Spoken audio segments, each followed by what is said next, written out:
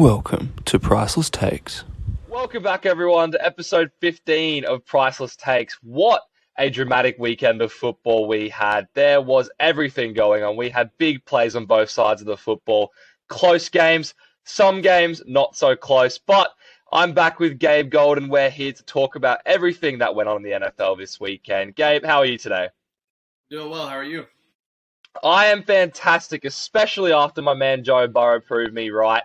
We will get into that on the top of the show, but I've been harping on about this for a long time, and I'm glad to see that he came up with the goods. But we will go through all four games, and to begin with, we will talk about Joe Burrow and his Cincinnati Bengals, who traveled to Buffalo to face the Bills in what was a highly anticipated matchup. Gabe and I were talking on Friday in our prediction episode how this game had the atmosphere like an AFC Championship game, and it certainly did have an atmosphere like an AFC Championship game. However, clearly only one team really played it like it was an AFC Championship game, and that was the Cincinnati Bengals coming home with a 27-10 demolition. Joe Burrow was 23 of 36 for 242 yards, 2 touchdown passes, and 0 turnovers, while on the other side, Josh Allen was 25 of 42 for 265 passing yards, 0 touchdowns, 1 interception. Look, many things to talk about in this game, but one of the biggest things offensively is the running game. Cincinnati outrushed Buffalo 172-63, which I don't think many people expected, especially not over a 100-yard margin. I think that was a big surprise. The other big story of the game is just Cincinnati controlled the pace. They went up 14-0 and never really looked back. Joe Burrow started the game 9 for 9 for 105 yards. Another big factor for the Bills, 8 penalties for 60 yards, really costing them. The Bengals were 2 penalties for 9 yards. The Bills couldn't get within 7 points. 17-10 was the closest margin they had. But, Gabe, I do want to ask, why did the Bills lose this game? I mean, Josh Allen didn't have the greatest of games. Accuracy was kind of all over the place. I don't know. It seemed like they weren't really ready to come out and play. I mean, they had the talent. It's all there. We've seen it. But I think they might have taken Cincinnati a little bit for, didn't think they were as tough as they were going to be. I mean, this first 14-0 in the first, 8 or 9 minutes. And it was after that, it was just that they just couldn't get back in it. And that's another reason why I think the rushing was so significant between the two, because Cincinnati had no need to continue throwing Yeah. when they could just run the clock out as much as they could. So Joe Mixon had a good day. But yeah, I don't know. Josh Allen he didn't play like we've seen him play a good bit this year. Yeah. I think it's an interesting point you raise. I think the fact that the Bills were behind so early in the game kind of eliminated the run game for them, and they had to take shots down the field, which we've seen so many times. The Bills have been in holes, and they've been able to dig themselves back up, but it just clearly wasn't the day for them today. Another big story that I thought, personally, maybe not the sexiest of stories, but the offensive line play versus the defensive line was insane. Cincinnati's offensive line dominated. And this was one of the things that we talked about where Buffalo could get an advantage over Cincinnati, is getting pressure from the D-line, getting Joe Burrow on the ground, moving him out of the pocket. But Joe Burrow, for the most part, had all day to throw. He took 2 sacks for the game. And there were a lot of times where the O-line protected him really well, and he had all day to throw to his receivers. And I thought this was one thing where if I'm the defensive coordinator, as much as, the offense scored 20 points, that was the one thing where I thought Buffalo could have tried to make a difference in the game, is getting pressure on Joe Burrow and trying to force some turnovers. Yeah, I think the O-line for Cincinnati, they had all those draft picks and trade for people. They're supposed to be really good this year. They kind of came out and laid an egg, and then it seems like they put all of those expectations into this one game, because they played. That was the best I've seen him play, the most protected he's been this season, probably, honestly. Yeah. Honestly, for me, it just seemed like that the Cincinnati Bengals, they sort of just came out with this sort of aura almost. They were just so locked in and so focused. And I don't think Buffalo were quite prepared. And they looked And honestly, I'm not really surprised because we saw in the Monday Night Football game, Buffalo elected to defer. They gave Cincinnati the ball. Cincinnati went down and scored an opening drive touchdown. So in this game, when Buffalo won the toss, I was thinking, okay, Buffalo's going to get the ball, maybe try get an early score, but they decided to defer again. And I thought from the get-go, that was just one of the most idiotic things you could have done. Like, they clearly didn't learn anything because Cincinnati just went straight down and put 7 points on them. And for me, that just really set the tone of the game. And Joe Burrow and the Cincinnati offense, and they went down with ease. I think they might have had maybe 1 or 2 third downs in that whole drive where they actually looked like Buffalo could stop them. They just went bang, bang, bang, touchdown. And that just set the tone of the game. And the other thing that I thought the snow would play into Buffalo's hands, considering how they're used to the snow. And I thought they would be more accustomed to that type of weather, but it clearly didn't seem to faze Cincinnati at all. And they just came out and got the job done. Yeah, I was talking about last week on the episode, talking about how it was a home game for Buffalo, but I said I didn't really think that Cincinnati considered it a home game because of all the stuff that got canceled. So they showed that they didn't care that they were there. They're like, this is our game. They came out and they took it away easily. I mean, they didn't struggle at all. Yeah. Yeah, and I think personally they were coming in with some extra motivation. Obviously, they were pre-selling AFC Championship game tickets in Atlanta earlier in the week. So I think it was another one of those moments where Cincinnati felt that everyone was just counting them out again, like they've constantly been counted out the past 2 years, and really for the existence of their franchise. And they just said, you know what, screw this, we're just going to come in, do our thing, ball out. And even after the game, you heard it, Joe Burrow said, better get those refunds. Zach Taylor afterwards as well, the coach, he talked about how the NFL, they keep screwing up the NFL's plans, trying to do coin tosses, trying to do neutral site games. And I think that they just keep finding a way to motivate themselves and come out and get the job done. But I do want to ask, in the big picture, Buffalo, again, have come short again. And I hate to toot my own horn, but I did see this coming. I know in episode 2 against David, I did say to myself, I quoted, Josh Allen is not that guy when push comes to shove. And clearly, he wasn't that guy. If I'm the Buffalo Bills, although the defense gave up 70 points, they gave up 36 to Mahomes last year in the divisional round. So I think if I was a Buffalo player on offense, if I was Josh Allen and I got told before the game that I needed to score more than 27 points to win, I don't think that was too much to ask for that Buffalo offense to score 27 or more points to win. Maybe if we're getting in the 30s, if we're getting into that 35 territory like Mahomes in that game last year, maybe, that's a bit much. But I don't think 27 was too much to ask for the Bills. But in the big picture, because the Bills have come up short year after year, do you think that the Bills are finished with this current group, or do you think they can pick themselves up off the ground and potentially reach new heights next year? I could definitely see them bouncing back and being stronger than they were this year. They had a great year. They had the pieces. Their defense was not. They were solid this year, but they were nothing compared to what they were last year. Last year, their secondary was locked down last year.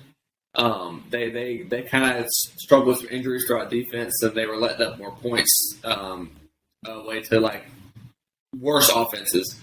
But I do definitely see them able to bounce back. They have the talent. Josh Allen, this is what his third year being really, really solid, because he had that first year. Is it his fourth year? Fourth. So I mean he's still a younger-ish guy. Yeah. So I think he definitely can still grow. You saw the frustration with Stephon Diggs, which was the first time we had seen that, because they're all besties and stuff. But he was not happy. But I do see them. They could definitely come back stronger. And, again, they don't have the easiest path in the playoffs either with the teams they come up against. Because coming up with Cincinnati, if you win that game, then you got to go through Kansas City. So I would cut them some slack, but they should have done better this year than what they showed against Cincinnati last week. Yeah, listen, I think you're being a bit generous. I am cutting them absolutely zero slack. Really? Seriously, look, I think there's something different about this year. Look, the first year, Josh Allen, look, lost in Houston. That was really his first year starting. Okay, the second year, they lost an AFC Championship game at Mahomes. The third year, they lost a divisional round playoff game at Mahomes. Obviously, the whole overtime controversy. But this year, I honestly was reading so many picks at the start of the year where there would be a group of columnists predicting their Super Bowls, and it would be Buffalo versus whoever they want from the NFC. And I think at the start of the season, a majority of the NFL world was predicting the Bills to get to the Super Bowl at the very start of the season. They were the overwhelming favorites, to be honest. Like they had Josh Allen not only to win the Super Bowl, they had Josh Allen to win MVP. He was a runaway MVP favorite after the first 2 weeks. Not to mention in preseason, there was so much promise for this Bills team. And I was listening to analysts talk about how great the Bills are going to be, how Josh Allen is the man, he's going to lead them to a Super Bowl, and I wasn't convinced from the start. And personally, I think it's one of the most disappointing seasons we've seen from a team in recent history, considering they lost this game at home. It wasn't like they were traveling to Cincinnati or to Arrowhead. They lost this game at home when they were where they're in a perfect spot to win it coming into the game. Even though, in my opinion, the Bengals were the better team, this is probably, I don't know if the Bills are going to get a better chance to win a Super Bowl. They might next year, but for some reason, I just think this year, I think this hits differently. And I think that this is an absolute, honestly, I'm gonna go so far to say this has been a disaster of a season for the Bills, because I think they're going backwards. They didn't improve really this year. And I don't know where they go from here, because are they going to fire Sean McDermott? Probably not. Are they going to, what else can they really trade for? They have that number one guy in Stephon Diggs. We talk about the defensive injuries. Obviously, they had Micah Hyde injured, one of their best players in the secondary, and all-pro safety. They had Von Miller injured, who we know has a big impact come playoff time. We saw that with the Rams. But realistically, I don't know if they would have flipped the game yesterday and won them that game if those two players were there. I still think with those players, they still have the same problems that they were going to always have. Yeah, I mean, I do agree. This season, I wouldn't say the season was a disaster, because they still overall had a solid season, but they did disappoint when it came to the playoffs. I just think they don't have that clutch gene in big moments. And some people just don't have that, but some people also, the more they're in it, the more they're going to get accustomed to it. And that may be it, but you could be right. So you think that even next year, you think they make playoffs? I think they make the playoffs, but I just don't see them. I think either the coach needs to go or the quarterback needs to go. I don't, and if it's going to come to it, it's going to be the coach. Unless they find a way to, unless, I don't know, they trade for Lamar Jackson and 3 first-round picks and get a haul. I don't see them moving away from Josh Allen, because they got him locked down on that huge contract. And honestly, if they're gonna do it, it's gonna be Sean McDermott. It's not gonna be Josh Allen, unless for whatever reason he decides to request a trade. But it's why would he do that? That doesn't make sense. So I don't think they are gonna win a Super Bowl as presently constructed. And I don't know really what they can do more on offense.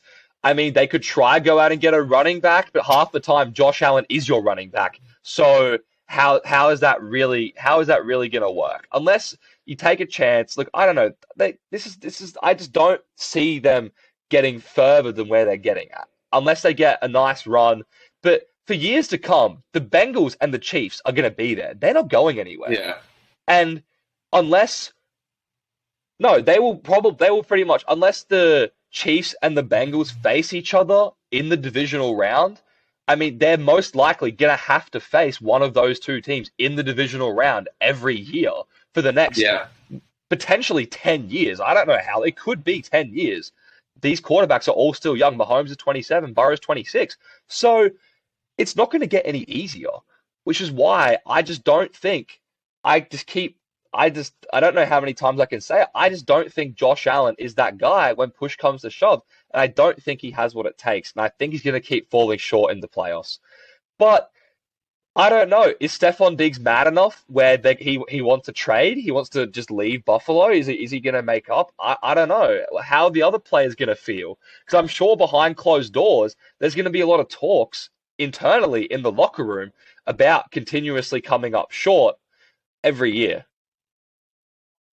Yeah, I don't think Stephon requests a trade or anything. I think that was a lot. I mean, he was pissed off, and rightly so. I mean, it's not he gets there every year and he loses every year. I mean, I think it was more of it was an in the moment thing. I know that he got asked about it, and he said, "Do y'all want me to be okay with losing?" And he was just like, "I'm not going to do that." So I just think it was one of those things. I mean, they're really close friends. You can get pissed off at your friend. You can hash it out. It's once it's done, it's done. So I think they build up from that. Yeah. So I don't think there's any chance he leaves. Yeah, look, I would be very surprised too. I think there's a number of teams that would want his services, but we can get into that another day. We will get on to the second game of the weekend, which was another exciting game, almost underwhelmingly exciting considering how low the score was. I mean, I was close in my prediction. I had a 20-16 score. It wasn't quite that. It was nearly there. But a defensive slugfest between the Cowboys and the 49ers in San Francisco. San Fran wins 19-12. Brock Purdy in this game was 19-29 for 214 yards, 0 touchdowns, 0 interceptions. Dak Prescott, 23 of 37, 206 yards, 1 touchdown and 2 interceptions. Look, the story of the game, there's a couple of different stories, but I think the biggest thing that I harped on about was if Dak Prescott turns over the ball, they are not going to win. And I don't know if they would have won if he had 0 turnovers, but they definitely would have had a better chance to win. A lot of turnovers still in this game, though. Dallas did have a chance. San Francisco had a punt return fumble on their own 20-yard line. Dallas could only convert a field goal, which was good to see. Brett Maher actually made some field goals because he did miss. He did miss the extra point at the start. It was a blocked extra point. Low scoring game. San Francisco scored a go-ahead touchdown at 9-all to put them up 16-9. They kicked a field goal. And Dallas, they did have a shot to win at the end of the game. And it was probably one of the most comedic last plays I've ever seen. I think especially after what happened last year against the 49ers, this really took it up a notch. But Gabe, I do want to ask you, were you expecting this game to be this close for how long it was close for in the game? I didn't expect it to be that close for that long. I think my prediction was it was a 6-point win for San Francisco, so it was around how it finished out. But no, I kind of thought that San Francisco would, they would be up around 7 to 10 points for the majority of the game, and maybe Dallas comes in at the end and scores. But no, Dallas's defense played well. I think that's an understatement. Really well. And even with their defense playing well, even though Brock Purdy had no touchdowns, he showed composure in the game. He still played well. He didn't have one of his big games that he's been having, but I don't think you can say that he had a bad game at all. Dak struggled a little bit, but given San Francisco's defenses, they're ruthless. I mean, I don't know. Philadelphia's played great too, but I still would say that there's probably the strongest defense in the league. Yeah, look, that Philadelphia defense was just an absolute wrecking crew. Yeah. So I think it's going to be a great NFC Championship game. Gabe and I will talk more about it on our Friday episode. But look, Dallas's defense played well enough for them to win this game. And that's what is disappointing about this game from a Dallas perspective. Obviously, we both had the 49ers to win because I think what it really came down to is Dak couldn't be trusted. And clearly he couldn't. And that is what it came down to. He wasn't able to will his team to win. The Cowboys defense, especially early, they came for Brock Purdy. And I do give Purdy a lot of credit. He did rise above it. He had a couple of big plays to Kittle, which really, I know, Gabe, you've been one of the first people to mention how much George Kittle's been playing a lot better, getting a lot more receptions, a lot more yards under Brock Purdy. And I think that's something that they're going to need to see more of if they're going to advance past the Eagles. But it's the same story really every year for Dallas. And like I said, history repeats itself. And this is a perfect example of how history repeated itself, Dallas had a shot to win the game. They couldn't come up with the goods. Dak turned the ball over, played a subpar game. And like we said, Brock Purdy didn't need to have his best game for them to win. And he didn't have his best game, but they didn't need that. They just needed him to play well enough. And he played well enough. But for this San Francisco defense, Dak Prescott needed to have a game similar to the one that he had in Tampa Bay. And ultimately, obviously different defenses, but he could have had a ripper of a fourth quarter and come out with this game. And it is just the same old Dallas Cowboys. They got a chance. They had a turnover. San Francisco fumbled the ball. So it wasn't like they didn't have a chance. But even so, I thought they should have scored off the kick return. They should have scored a kick return touchdown. Gabe and I were watching the game together, and we were both just absolutely clueless as to why Kevontae Turpin didn't take the outside lane and decided to run in to the kicker, because he would have taken it to the house, and that might have ended up bailing out Dak Prescott in the end.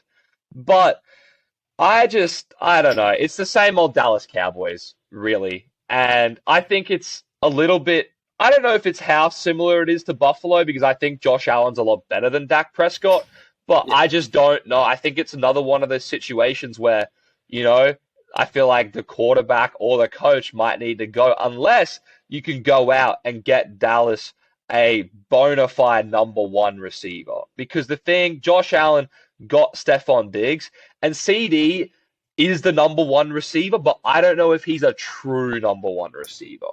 I think CD is a true number one. You think he's a true number one? Yeah. I think another thing that hurt them a lot in this game, we didn't bring it up, was the Pollard injury, because he's been balling out. He's been helping a lot. So to Dak's credit, he did not have him. I think he fractured his fibula. I think he needs off-season surgery. So he'll be out for I would say the first third of next season. I would think, but having him definitely hurt. But so you don't think CD? You don't think CD's a wide receiver one? He's just from what he played extremely well yesterday. He had that huge catch where Dak Prescott underthrew him. He turned around, got the PI, and still came down with the ball. But I just think he either needs to have him and a 1A, but I don't think that CD Lamb can be the best wide receiver one on a Super Bowl winning team. I think he can be a wide receiver one on a playoff team like Dallas, maybe that gets to the divisional round or to the wild card, but I don't think he can be the best wide receiver on a Super Bowl winning team. So where do you put him, like top 20 then? Where do you think he falls? I probably put him just outside the top 10. I think he might be a top 10 talent. So just outside the top 10, he's not a wide receiver one? No, but I just think in the offense that they run, I think that he needs to have a guy that's just as good as him or a little bit better. Because I think the gap between him and Gallup and whoever and Dalton Schultz, who's more of a tight end, I think that's too big of a gap. I think they need someone who's at that level, because that's really what I think. I think he's a wide receiver one, but I don't think he can be a wide receiver one on a Super Bowl winning team unless they get that 1A receiver right next to him. Because right now I think it's a 1 and it's a clear 2-3. Yeah, see, I think I think he's fine as the top now. They need someone to come in that's not quite as good as him, but a solid 2. Michael Gallup, he used to be a solid 2, but he's aging out. So someone like Christian Kirk, who's he's arguably a wide receiver one, but like a Christian Kirk type of player to bring into that team would be really nice. Just someone like that to help with CD, because I think if you had a CD and then someone like that on the other side, even you see it with Jefferson, and then you have Adam Thielen. Adam Thielen, he's old, but he does the job enough because people are still have to worry about him. and then worry about Jefferson. You see how that offense works great sometimes against. I mean, they can put up points against anybody. They just can't stop anybody else. I think CD is. I mean, I would put CD probably right around my 9 or 10 in the league. Yeah. If you are the Cowboys, are you looking to move on from Dak Prescott? Like, what do you think they do from that position? I mean, I'm not a Dak fan. I don't think he's drawn up. I don't think he's as good as he is looked at. So I would say yes, but I don't think there's any way they do. They seem to love him there. But I mean, and all the commentators stuff, they always, they're praising him stuff. But I have seen here, especially after this weekend, people are kind of just crapping on him right now, and it's kind of coming back to bite him. So maybe they make a move. I think they need to trade him while his value's still a little bit up there. Get some picks, get a younger quarterback or something that's maybe up and coming. But they gotta change something. Their defense, is there. They have that. It's just the offense cannot produce in big games. They never have in the past 10, 15 years. Yeah. And personally, I think the defense is trending upwards. I think they're only going to get better. I don't think they're going to fall off, especially, and it starts with Micah Parsons. Look, he was a fourth. He was a fourth in these playoffs, considering we talked about that little 5-game slump at the end of the regular season where he wasn't really getting to the quarterback. He was an absolute force in the playoffs. So I think they're trending upwards with him. It is, look, we will get to it on another episode. It is definitely interesting to see what the Dallas Cowboys will do. But we do have 2 more games to cover, starting with the New York Giants at the Philadelphia Eagles. Look, I'm not sure how much we're going to talk about this game, apart from the fact that I was extremely wrong in my prediction. That might be the only main thing we can talk about, because I thought the Eagles would play well, but I did not see this one coming. An absolute demolition, 38-7. Jalen Hurts only had 154 passing yards on 16 completions, but that was all they needed. He had 2 passing touchdowns. Danny Dimes on the other side, he only had 15 completions for 135 yards, 0 touchdowns, and a pick.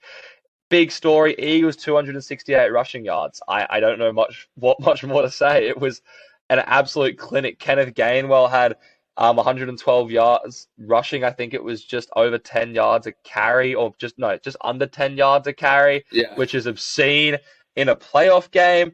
And look, the Giants 5 of 13 on third down. They allowed 5 sacks. They were down 28-0 at halftime and never really looked in the game. But I want to know, Gabe, from you, if the Eagles should be Super Bowl favorites right now. Keyword being should. So, I would say yes if it wasn't for how Cincinnati dominated Buffalo. I think right now Cincinnati should be the favorites, with Philly being second, looked at based off how this weekend went. I don't want to discredit Philly. They handled business, but they were playing, in my opinion, the worst team left in the playoffs, and a team that they got there, but they really got there through the first half of the season. Second half of the season was not good for the Giants. And then they play the Vikings first round, who anybody can throw against the Vikings defense. So, I mean, let's put it this way. I'm a lot less comfortable now with me taking San Francisco over Philly for what? Because my Super Bowl is Cincinnati, San Francisco.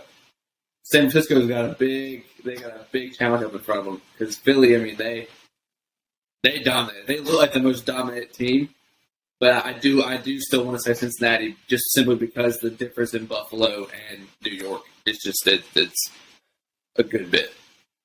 Yeah, look, I would agree with you. I'd also put Cincinnati as Super Bowl favorites, but kudos to you for not jumping off the 49ers, because if I were you, I would personally be jumping off the 49ers after how well the Eagles played. But you can stick with them. I can't fault you for sticking with your pick.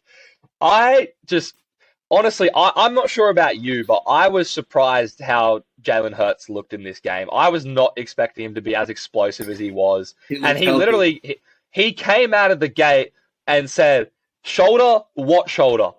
Deep ball for 40 yards straight away. Yeah. Just bang out of the gate, and that Similar to how Joe Burrow drove them down and scored an opening drive touchdown. It wasn't even the touchdown for Philadelphia. It was that first throw that just set the tone for the entire game. And it was almost at that moment where the Giants defense was just thinking to themselves, we're in trouble. And that was how it really went for the rest of the game. The other thing I was surprised by is they called a lot of designed runs for Jalen Hurts, and I thought they were going to stick away from this. I thought they maybe, if it was a close game, they could utilize it late in the game, but they called a lot of designed runs, so they were really confident in his ability. And I think that any 49ers fan, just fans, but also people like you who have picked them, should be extremely, extremely scared coming into this NFC Championship game at Philadelphia. It is going to be an absolute grudge match. But before we get onto the last game, the Giants, for what it's worth, did have a great season considering where they were this time last year. Yeah, absolutely. And it is, I really hope, I still don't know if they stick with Daniel Jones as their quarterback. I think they give him another year or two, first-year coach. I don't know if they lock him up for a big 4-year, 5-year deal, but I think they should at least give him a chance, considering he had wide receivers who put up numbers, but they weren't like top tier wide receivers. Yeah, they don't like, have Isaiah Hodgins came out of the free agent market. They didn't even draft him. So I think that considering how the Giants largely had the same roster, all they changed really was the coaching staff, that there is a lot of potential for this team in the future. Yeah, I don't think there's any way they go away from Daniel Jones in the next couple of years based on, how this first year went with Dable. Clearly he helped a lot. Personally, I don't think Daniel Jones has what it takes for them to be a strong team. I have seen comparisons though here recently between can Daniel Jones make that switch that Josh Allen did, because they're similar players with how they can run. They got big arms, struggle with accuracy issues. But you don't see that jump that like Josh Allen made between how he was terrible and then he was lights out the next year. You don't see that often. So I don't really see Daniel Jones making that turn. Yeah, well, if I'm Daniel Jones, I wouldn't really want to play like Josh Allen considering how he's in the playoffs. So, what we can see. But that is an interesting comparison. Look, we will quickly get on to the Chiefs game, but before that, the Giants are another one of those teams where I think there's half of the NFL teams that I would love to see Lamar Jackson go to. But I think that Baltimore would actually be potentially interested in getting Daniel Jones back in a trade. Potentially. I don't know for a fact, but I feel like there's a lot of other teams with worse quarterbacks. Like if I'm the Ravens, would you rather have Daniel Jones or Derek Carr? And that's an interesting choice you might, just between those two teams. There's quarterbacks that I think you could be a lot worse off with than Daniel Jones. Yeah, there's a potential for a lot of not older, but more seasoned quarterbacks to be moving around this year. So I'm interested to see how that all turns out. Yeah. Look, one of those quarterbacks will definitely not be Trevor Lawrence, because although they did lose on the weekend, they still put up a great season as well. They did travel to the Chiefs. Overall, it was a 27-20 ball game. Mahomes was 22 of 30, 195 yards, 2 touchdowns, 0 turnovers, while Trevor Lawrence, 24 of 39, 217 yards, 1 touchdown, 1 pick. Look, the Jags fought hard in this game, but ultimately it was the turnovers that cost them at the end of the game. Statistically, there wasn't a lot of difference. They rushed for the same amount of yards. The third down percentage was similar. The only thing that was really dominated by the Chiefs was the time of possession, 35 minutes to 25 minutes. They kept the ball away from Jacksonville. But aside from the Chiefs winning, because I think we did have the Chiefs winning, obviously I probably overrated Jacksonville a little bit, but Patrick Mahomes going down with that injury is the big storyline, especially now that they have a date with Joe Burrow in the AFC Championship game, who Mahomes is 0-3 against Joe Burrow in his career, losing to him in this regular season at Cincinnati and last year in Arrowhead. How big of a deal do you think this injury is for the Kansas City Chiefs? I think it's huge. If you put this injury in the middle of the season, he's not playing. There's no way he plays the next game. It's a high ankle sprain. That's not just some quick, injury that you can just get over. So I'm not even sure how he's. I mean, they say he's playing. I'm not sure how he's going to play, and I don't think he'll be able. I mean, he won't be mobile. They'll have him. They'll have him taped up, wrapped up. They'll have him. On whatever kind of steroids they can. Whatever they can do to help him. But I don't think it's going to hurt them a lot. I think it kind of almost makes me think that it's a guaranteed win for Cincinnati. Now, he did play well after he got hurt, but, he had all that adrenaline and everything running through him. So I think over this next week, I mean, that ankle's going to swell up. It's just, I think it's going to be rough. I'll be very impressed if he comes out and plays well. Yeah, look, I wouldn't go as far to say a guaranteed win. I don't think anything in the NFL is guaranteed, but I think it's a huge deal only because of the guy who was on the opposite side of the field. Honestly, if I think Mahomes was playing any other quarterback, I think that it wouldn't be as much of a big deal as it is when you're playing Joe Burrow, who you haven't won a single game against while you were healthy as per usual. And I think that if Kansas City lose this game regardless, I think that they're going to have a little bit of a voodoo over their head with this Bengals team. Yeah. Like, it's, when someone beats you so many times, that has some effect on you. And like I said, similar to how I talked about, the Bills are going to have to face one of those teams. Kansas City are probably going to have to face Cincinnati if they want to get back to the Super Bowl, unless something happens. But most likely, that's what's going to happen. And look, I think it didn't look good when he went down. He was hobbling. He still went out there. But I think he won over a lot of people in that locker room with his attitude post-injury, the way he really toughed it out. I don't know if you saw the reaction of when he got asked to go into the locker room for treatment. He was visibly unhappy about it. He was not happy. But look, I didn't think the Chiefs would win this game anyway. I know you didn't either. But I think that this just adds another degree of difficulty to them in this game that they definitely didn't need it. And I don't think the Bengals are the type of team to go into this game thinking, oh, he's injured, we're going to steamroll them. I think that's not the team that they are. They're going to play Patrick Mahomes as like he's healthy. They're going to come for him. And I think they did a very good job of putting a lot of pressure on Josh Allen, making him feel uncomfortable on the weekend. And I think that is going to be a similar thing to Mahomes. So it'll be interesting to see if Kansas City take a lot more cheap stuff and try release the ball within 2 seconds to minimize the effect that the Cincinnati D-line can have coming after him, because they will be able to generate pressure on Mahomes. Yeah, I mean, they could definitely still rely on their run game. I mean, Pacheco has been, especially last game, I mean, you saw his speed he has. He was running harder than anybody I've ever seen run on that one play that he had. But, I mean, he's a great running back. They have McKinnon, who, if they need to, Mahomes can just do 2-yard dump-offs to him, and he's done well after the catch this year. So I think there's still ways that Kansas City can win this game, but they're going to have to, rely more on just pocket passing, because I just don't see him being able to. If he gets pressure on him, it's going to be rough, I think. Yeah, look, it is going to be very hard for him to extend the plays. But look, I know it's a high ankle sprain is definitely a lot worse than a shoulder sprain that Jalen Hurts suffered, but you never know. He could come out a man possessed and have a point to prove. So I'm not going to count them out just yet. I still think there is a chance for Mahomes to play well, but it is definitely going to be interesting to see.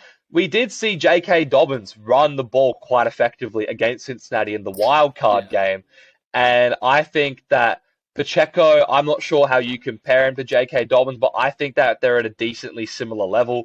And I think Pacheco could have a similar impact that J.K. Dobbins had for the Ravens in the wild card game. Yeah, Pacheco, I mean, one thing he's got over J.K. Dobbins is he's healthier.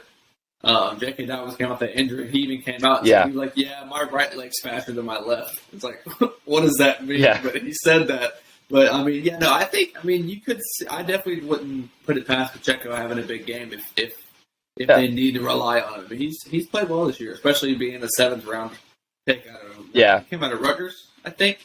I think so. I can't tell you for a fact. But yeah, I think that's where he came. I say he's done well. So I'm still looking forward to see how they can implement more of a run game against Cincinnati. Yeah, definitely. Look, ladies and gentlemen, Gabe and I will be back on Friday previewing the AFC and NFC Championship games. I know there will definitely be some hot debates. I don't think Gabe and I have really disagreed on too much since he's joined the show, but they say great minds think alike, so we'll see who comes out on top in these championship games over the weekend. But thank you for viewing, ladies and gentlemen. Once again, make sure to keep following our Instagram and TikTok and YouTube. Keep engaging, keep liking, keep sharing the content. We do really appreciate it. And we will see you again on Friday. Gabe Golden joins me again. Gabe, thank you for being with me today. Appreciate having you. Yes, sir. Thanks for having me.